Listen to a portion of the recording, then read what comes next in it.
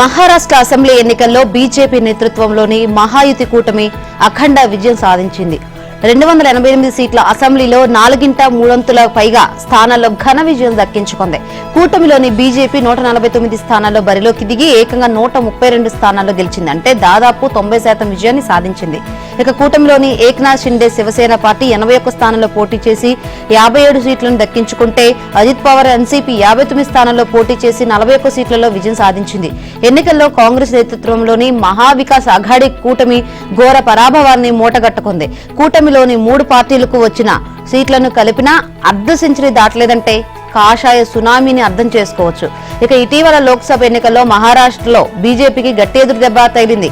అక్కడ ఏకంగా 48 లోక్సభ సీట్లు ఉంటే బీజేపీకి 9కే పరిమితమైంది. దాంతో అసెంబ్లీ ఎన్నికల్లోనూ ఎంవీఏ పైచేయి సాధిస్తుందనే అంచనాలు వెలువడ్డాయి. ఈ నేపథ్యంలో బీజేపీ షిండే సర్కార్ అప్రమత్తమైంది. అందరూ ఎన్నికల ప్రచారంలో హామీలు ఇస్తారు, కానీ మహాయుతి సర్కార్ మాత్రం ఎన్నికలకు ముందే తాయిరాలు పనిచేసింది. లాడ్కీ బహీన్ యోజనను ప్రవేశపెట్టి 2.5 లక్షల రూపాయలు వార్షిక ఆదాయం ఉండే మహిళలకు నెలకు 1,500 రూపాయలు ఇస్తుంది. మళ్లీ అధికారంలోకి వస్తే దీనిని 2,100 చేస్తామని ప్రకటించింది. దాంతో తాము అధికారంలోకి వస్తే ఈ పథకం కింద 3,000 ఇస్తామని కాంగ్రెస్ ప్రకటించిన మహిళలు మహాయుతికే జైకొట్టారు. అలాగే ఎన్నికలకు ముందు తీసుకున్న పలు కీలక నిర్ణయాలని మహాయుతికి ఓట్లు వర్షాన్ని కురిపించాయి. గనులగడ్డ జార్ఖండ్ మరోసారి హేమంత్ సోరెన్ వశమైంది. జార్ఖండ్ ముక్తి మోర్చా జయకేతను ఎగరవేసింది. బీజేపీ నేతృత్వంలోని ఎన్డీఏ కూటమికి నిరాశ ఎదురైంది. 2000లో జార్ఖండ్ ఏర్పాటైనప్పటి నుంచి ఏ పార్టీ కూడా వరుసగా రెండోసారి ప్రభుత్వాన్ని ఏర్పాటు చేయలేదు. ఈ సంప్రదాయానికి స్వస్తి పలుకుతూ ఓటర్లు సోరెన్ కు మరో అవకాశం ఇచ్చారు. మొత్తం 81 అసెంబ్లీ స్థానాలున్న జార్ఖండ్ లో మ్యాజిక్ ఫిగర్ 41 కాగా ఇండియా కూటమి ఏకంగా 56 స్థానాలను కైవసం చేసుకుని తిరుగులేని ఆధిక్యం సాధించింది. ఎన్డీఏ కూటమికి 24 సీట్లకే పరిమితమైంది. మరో స్థానంలో స్వతంత్ర అభ్యర్థి విజయం సాధించారు.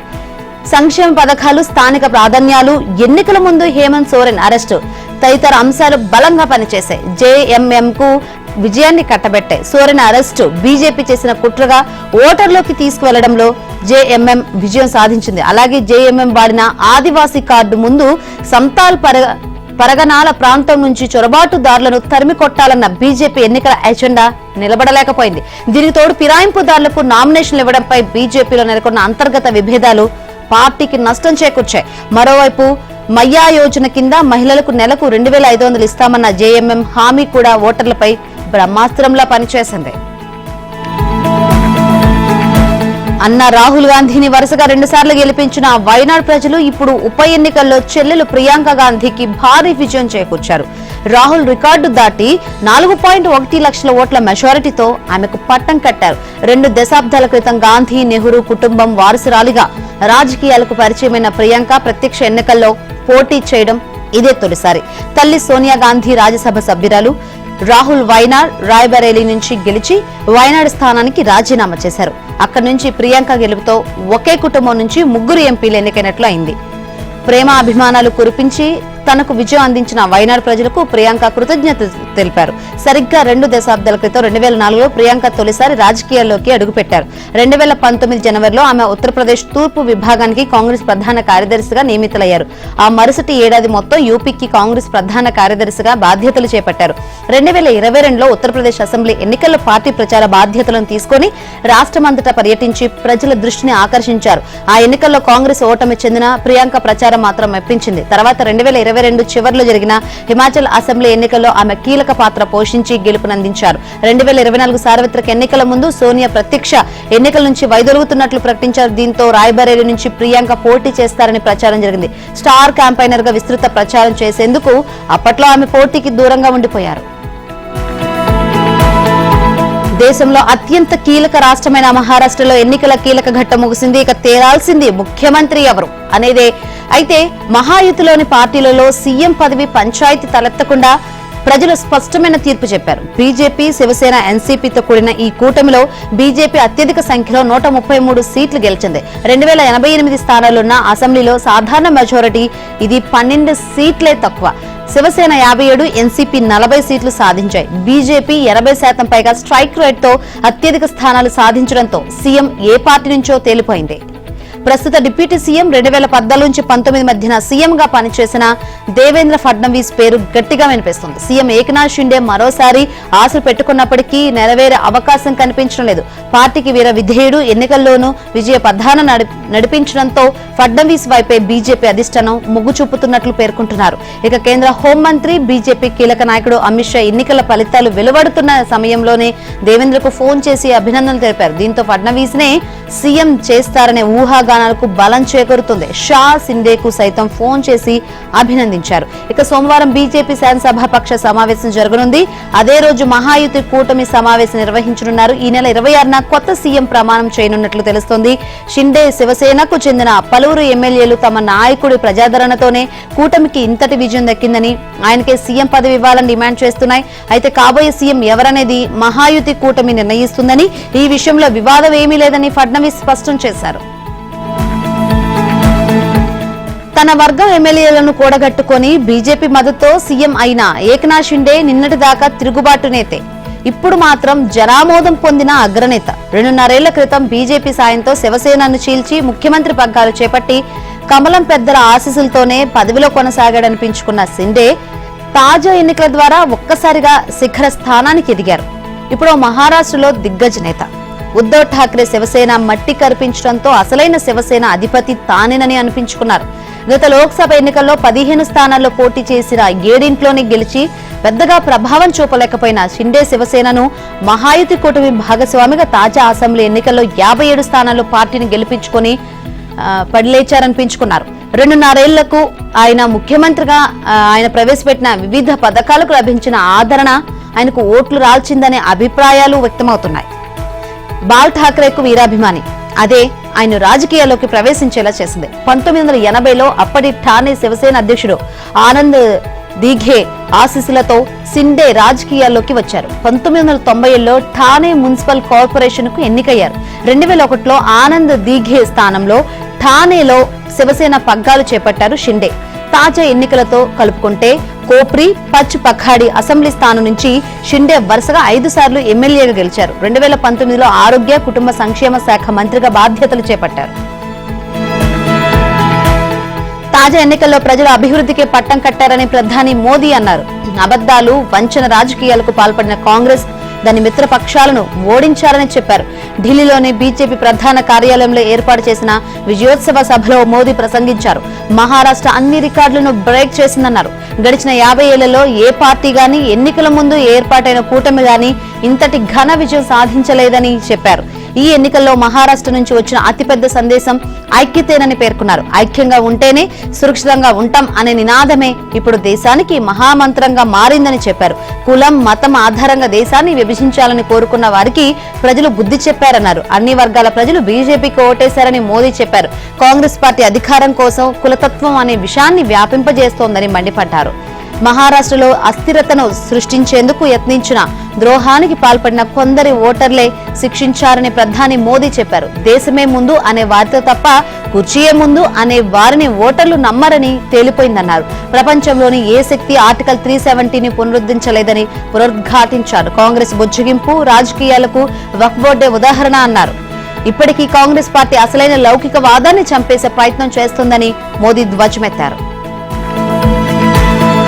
మహారాష్ట్ర ఎన్నికల్లో ఘన విజయం సాధించిన మహాయుతి కూటమికి CM Chandrababu, deputy CM Pawan Kalyan అభినందనలు తెలిపారు.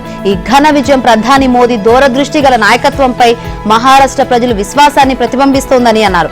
మహాయుతి అభ్యర్థులకు మద్దతుగా మహారాష్ట్ర ఎన్నికల ప్రచారంలో పాల్గొనడం గర్వకారణమని పవన్ తెలిపారు. మహారాష్ట్రలోని తెలుగువారి అభివృద్ధి, సంక్షేమం కోసం కొత్త ప్రభుత్వం కృషి చేయాలని, మహారాష్ట్ర, ఏపీ మధ్య పరస్పర సహకారాన్ని కొనసాగించాలని కోరుతున్నట్లు తెలిపారు. Deputy CM Pawan Kalyan Maharashtra assembly ఎన్నికల్లో మహాయుతి కూటమికి మద్దతుగా ప్రచారం చేసిన అన్ని స్థానాల్లోనూ కూటమి అభ్యర్థులు విజయం సాధించారు. డెగ్లూర్, భోకర్, లాతూర్, షోలాపూర్ నగరాల్లోని 3 స్థానాలు, బల్లార్పూర్, చంద్రపూర్, పూణే కంటోన్మెంట్, హట్సర్పూర్, కస్బాపేట్ నియోజకవర్గాల్లోని మహాయుతి అభ్యర్థులను గెలిపించాలని పవన్ ప్రజలకు పిలుపునిచ్చారు. ఆయన ప్రచారం చేసిన నియోజకవర్గాల్లో అన్నింట విజయం దక్కడంతో మరోసారి 100% స్ట్రైక్ రేట్ అందుకున్నారు. మహారాష్ట్ర ఎన్నికల్లో మహావికాస్ అఘాడీకి ఘోర పరాభవం ఎదురైంది. పార్లమెంట్ ఫలితాలే రిపీట్ అవుతాయన్న ఆశలు ఆవిరయ్యాయి. 1-2 కాదు 100కు పైగా స్థానాల్లో కాంగ్రెస్ పార్టీకి ఓటమి తప్పలేదు. మహారాష్ట్ర ఎన్నికల్లో అత్యధికంగా దెబ్బతిన్న పార్టీ ఏదైనా ఉంది అంటే అది కాంగ్రెసే. మహారాష్ట్ర ప్రత్యేక రాష్ట్రంగా ఏర్పడిన నాటి నుంచి అది ఎన్నడూ లేనంతగా బలహీనంగా మారిపోయింది. క్రమంగా తగ్గుతూ వస్తున్న సంఖ్యాబలం ఈ ఎన్నికల్లో 25 సీట్లలోపే ఆగిపోయింది. దాదాపు 34 ఏళ్లుగా ఆ పార్టీ ఏనాడు అక్కడ సొంత మెజారిటీతో ప్రభుత్వాన్ని ఏర్పాటు చేయలేకపోయింది. 1990లో శరద్ పవార్ నేతృత్వంలో 49% ఓట్లతో 141 స్థానాలు సాధించింది. ఆ తర్వాత ఏ ఎన్నికల్లో కూడా 3 అంకెల సీట్లకు చేరలేదు. 2014లో మోదీ హవాతో మహారాష్ట్రలో కాంగ్రెస్ తీవ్రంగా దెబ్బతింది. కేవలం 42 సీట్లు మాత్రమే సాధించింది. నాటి నుంచి మళ్లీ కోలుకోలేదు. తాజా ఎన్నికల్లో 25 స్థానాలు కూడా సాధించే పరిస్థితి లేదు. కొన్ని వర్గాలపై అధికంగా ఆధారపడడం, పార్టీ నేతలు ప్రజల్లోకి వెళ్లలేకపోవడం లాంటివి దానికి ఎన్నికల్లో ప్రతికూల అంశాలుగా మారాయి.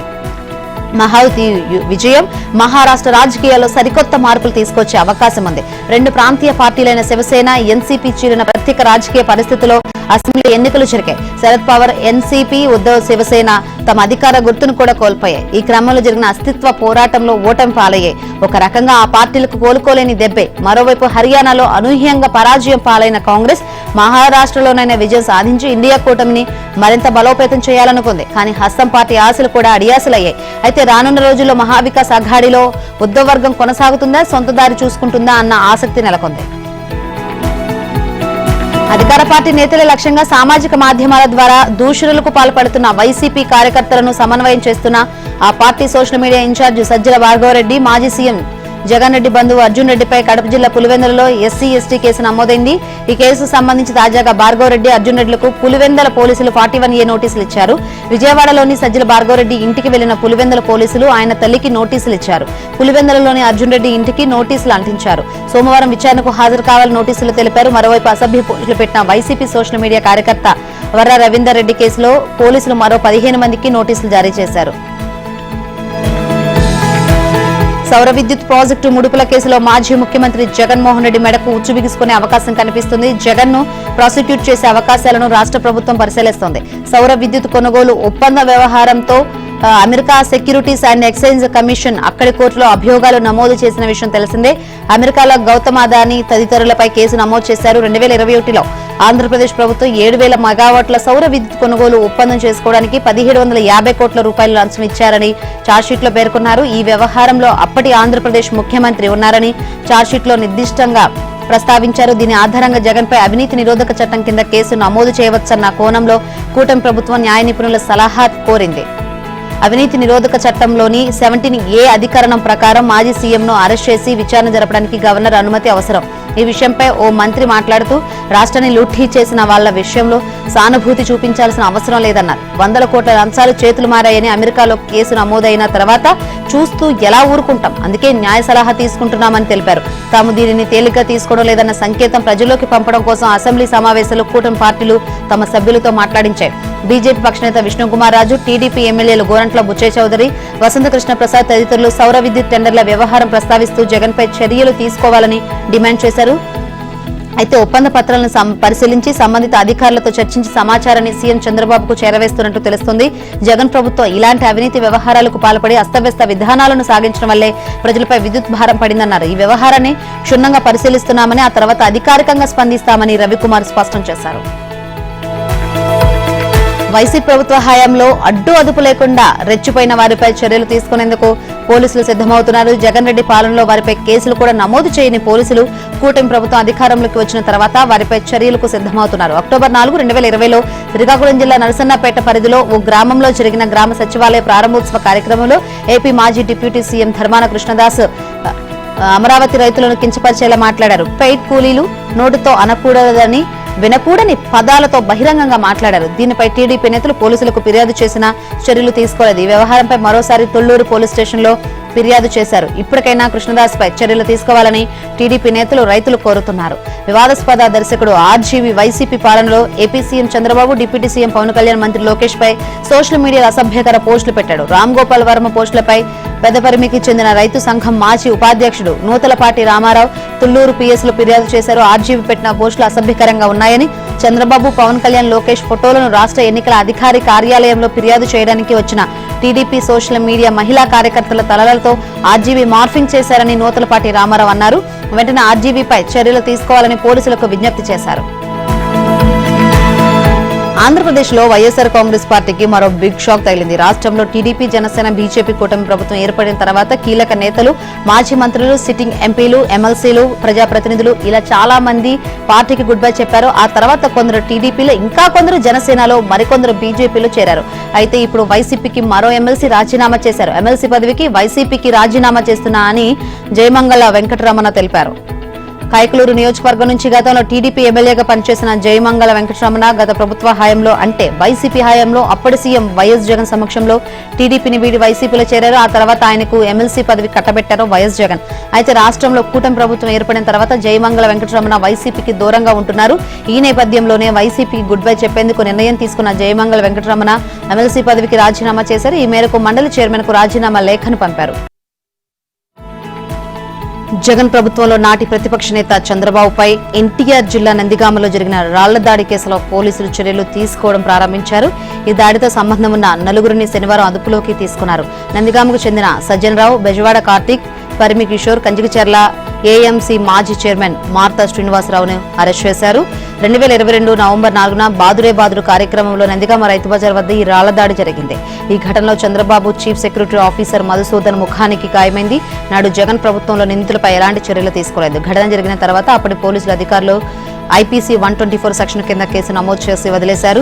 2 ఏళ్ల తర్వాత ఇప్పుడు కదలిక వచ్చింది. కేసును పునఃదర్యాప్తును ప్రారంభించిన పోలీసులు కొత్తగా ఐపీసీ 120B, 324, 307, 353 సెక్షన్స్ చేర్చారు. సీసీ కెమెరాల డీవీఆర్ల ద్వారా అప్పటి ఫుటేజ్లను పరిశీలించారు. కాల్ డేటా రికార్డు డంప్ తీయించారు. దాడిలో నలుగురి పాత్ర ఉందని ఏసీపీ ఏబీజీ తిలక్, నందిగామ ఇన్స్పెక్టర్ వైవీవీఎల్ నాయుడు వెల్లడించారు. బాదురే బాదురు కార్యక్రమం జరగడానికి గంట ముందు నందిగామ వైసీపీ కార్యాలయంలోనే ఈ దాడికి స్కెచ్ వేశారన్నారు. మాజీ సీఎం జగన్ పదవిలో ఉన్నంతకాలం రాజధాని అమరావతిపై విషం చిమ్ముతూనే ఉన్నారు. ఈ ప్రాంతానికి నష్టం చేయడానికి ఎన్నికల ముందు వరకు సాయశక్తులా ప్రయత్నించారు. అమరావతిపై కక్షతోనే కృష్ణానది యాజమాన్య బోర్డు కార్యాలయాన్ని విజయవాడలో ఏర్పాటు చేయడానికి జగన్ తీవ్ర విముఖత ప్రదర్శించారు. విశాఖలో కొత్తగా నిర్మిస్తున్న కార్యాలయంలో కేఆర్ఎంబీకి 9,200 చదరపు అడుగుల స్థలం ఇస్తామంటూ గత వైసీపీ ప్రభుత్వం ప్రతిపాదించింది. అయితే హైదరాబాద్ జలసౌధలో 17,000 చదరపు అడుగులతో కూడిన సువిశాలమైన కార్యాలయాన్ని అక్కడ ప్రభుత్వం కేటాయించిందని, విశాఖలో ఇస్తామన్న స్థలం తమకు ఏమాత్రం సరిపోదని బోర్డు స్పష్టం చేసింది. విశాఖకు బదిలైన తర్వాత ఇంకొంత స్థలం ఇస్తామని ప్రభుత్వం చెప్పినా ఇందుకు కేంద్ర జలశక్తి శాఖ సమ్మతించలేదు.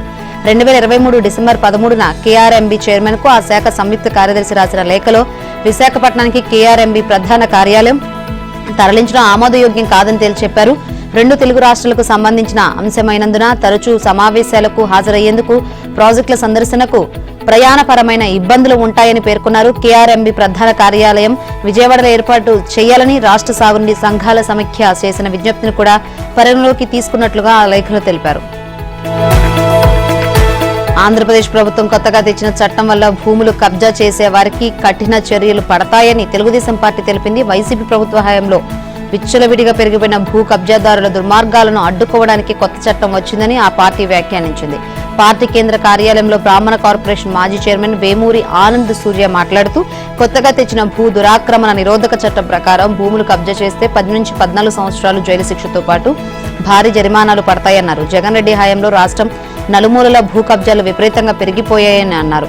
రాత్రికి రాత్రి భూమి రికార్డులు మార్చివేసి భూములు కొట్టేశారని చెప్పారు. ఉత్తరాంధ్రలో వైసీపీ మాజీ మంత్రి బొత్స కుటుంబం 2,000 ఎకరాల భూమిని కొట్టేసిందన్న ఆరోపణలు వచ్చాయి. భూ దురాక్రమణలు, వైసీపీ నేతల అరాచకాలపై ఫిర్యాదులు వెల్లువెత్తుతున్నాయి. శనివారం టీడీపీ కేంద్ర కార్యాలయంలో AP housing board chairman Battula తాతయ్య బాబు, మాజీ ఎమ్మెల్యే కొమ్మాలపాటి శ్రీధర్ వినతులు స్వీకరించారు. ఇప్పటికీ రెవెన్యూ, పోలీసు అధికారులు వైసీపీ నేతలకు తొత్తులుగా పనిచేస్తున్నారని, తమ భూమిని ఆక్రమించుకుని దాడులకు తెగబడ్డారని విశాఖ జిల్లా నక్కవాని పాలానికి చెందిన ధర్మాల ఆదిలక్ష్మి ఫిర్యాదు చేశారు. విచారణ జరిపి తమ భూమి తమకు దక్కేలా చూడాలని వేడుకున్నారు. సీఎం రేవంత్ రెడ్డి సంచలన ప్రకటన చేశారు. కొడంగల్ ఏర్పాటు చేసేది ఫార్మాసిటీ కాదని తెలిపారు. అక్కడ ఇండస్ట్రియల్ కారిడార్ ఏర్పాటు చేస్తున్నట్లు స్పష్టం చేశారు. నియోజకవర్గంలో యువత, మహిళలకు ఉపాధి కల్పించడమే తన ఉద్దేశమన్నారు. కొడంగల్ ఎమ్మెల్యేగా నియోజకవర్గ అభివృద్ధి తన బాధ్యత అని చెప్పారు.